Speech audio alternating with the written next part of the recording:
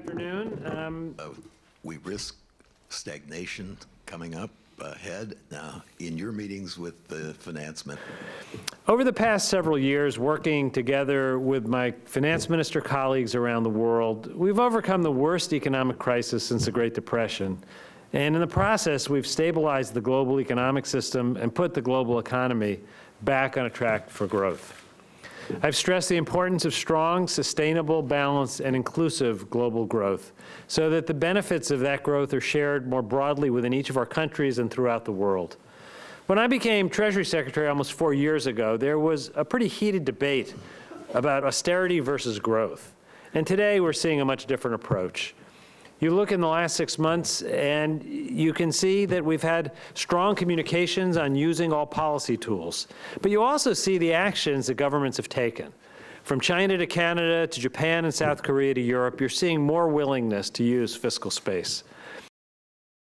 First, I have to start by observing that this is the first annual meeting in a long time where we haven't had something that was described as a Greek crisis, and that's a good thing. We have Greece implementing measures that were agreed to.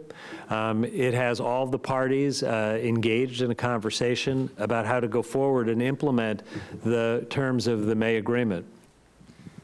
Thanks, Sam Florin from the Financial Times. Mr. Secretary, you spoke earlier about... It's, I think, a lot of progress that Greece is putting the measures in place, and some of them are quite hard. They have to finish. I think the review as it goes forward should be done in a timely way, and we should avoid having there be another moment where it's described as a Greek crisis. And in the end, I think debt relief has to be part of it, and the sooner it's clear what those terms are, the better. To a hard Brexit.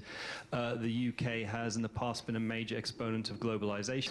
You know, we've been clear from the moment of the referendum in the UK that we believe the best outcome for the UK, for Europe, for the global economy is a highly integrated UK and EU.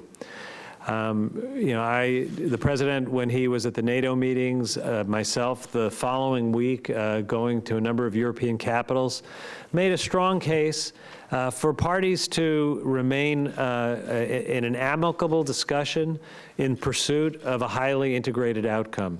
We continue to believe that that is the best approach. And I think it's early in the process. This is going to be a long process.